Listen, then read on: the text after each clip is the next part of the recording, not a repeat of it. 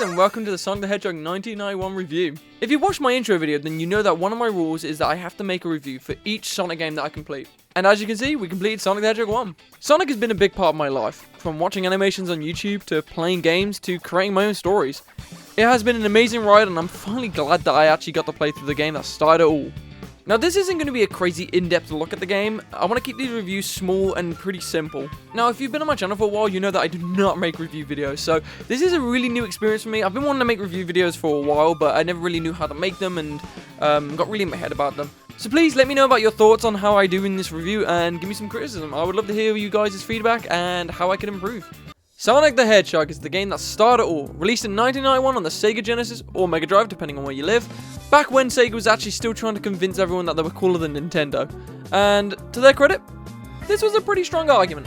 Now, I wasn't around during the 80s or 90s, so I wasn't around for Sonic's birth?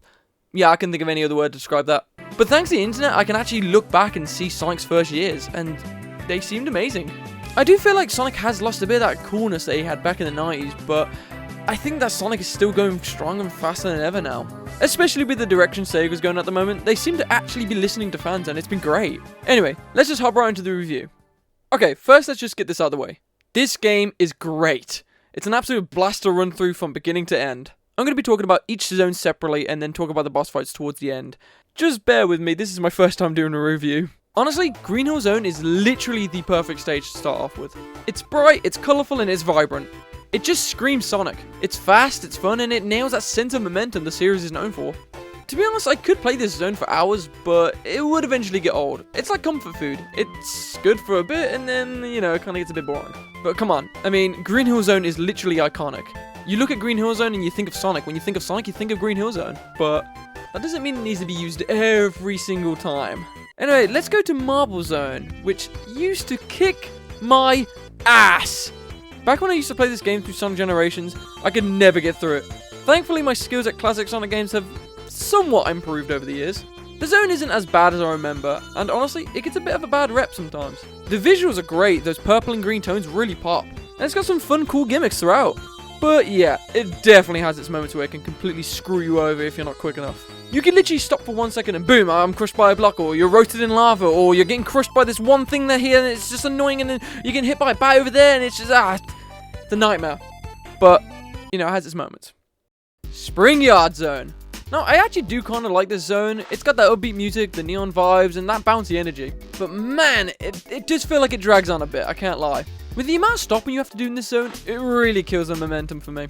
You go from zooming and rushing through loops to waiting on a block like it's rush hour traffic. The fucking M25! But you know, with all that rage building up inside, I still just can't help but love those Mega Drive graphics. Everything looks so clean and detailed. It makes all those stop and wait moments almost worth it. It really just gives me time to take in how good everything looks.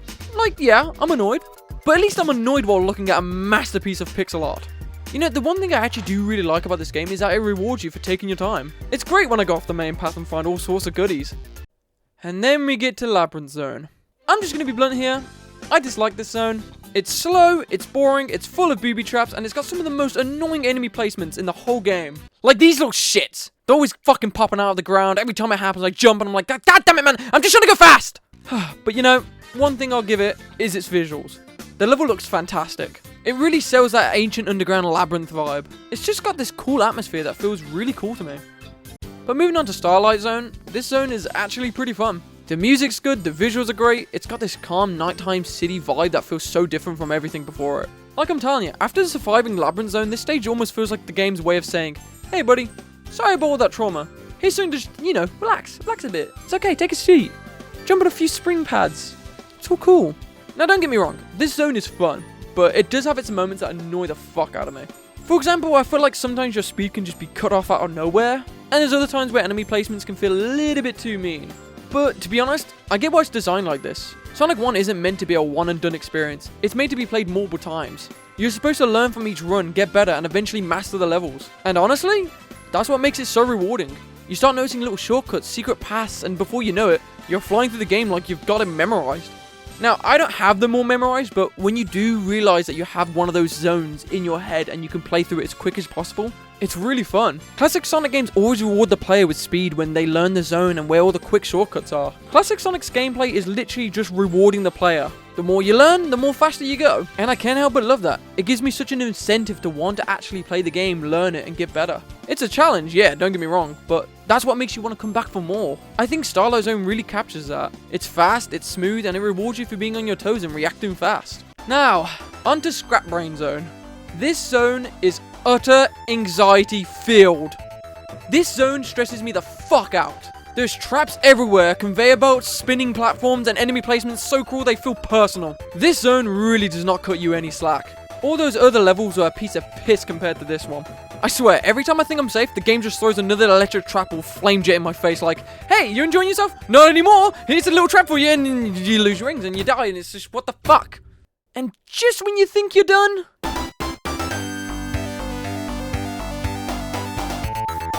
Yeah! Welcome to Labyrinth Zone 2.0. Because clearly this is what the game really needed, was more underwater suffering. By this point, my patience is drowning faster than Sonic is. I can't lie, some of these bubble placements are questionable. You have to be really quick to find some of these, and when you do actually find them, it's probably too late.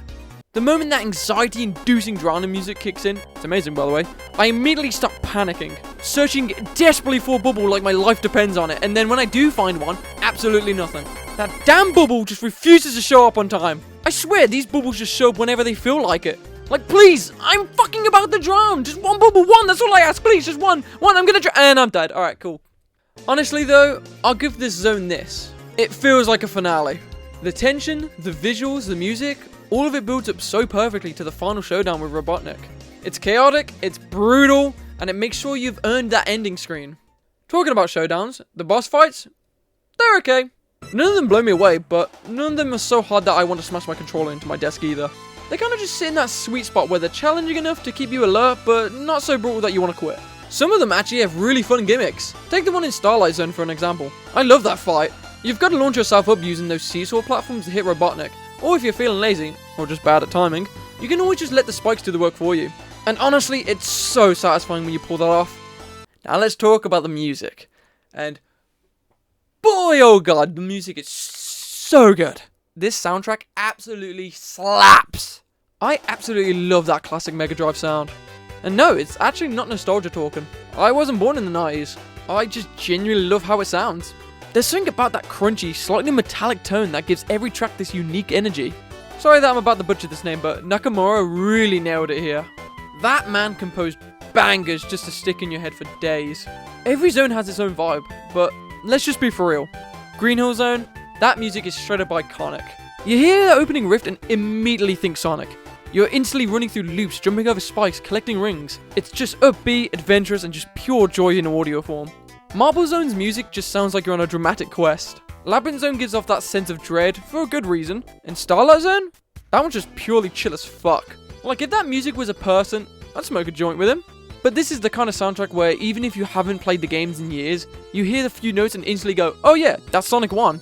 Every tune has me tapping my feet, bobbing my head, or just humming along while I play. If you watched me playing the game, then you actually might have seen me bobbing my head a few times to the music.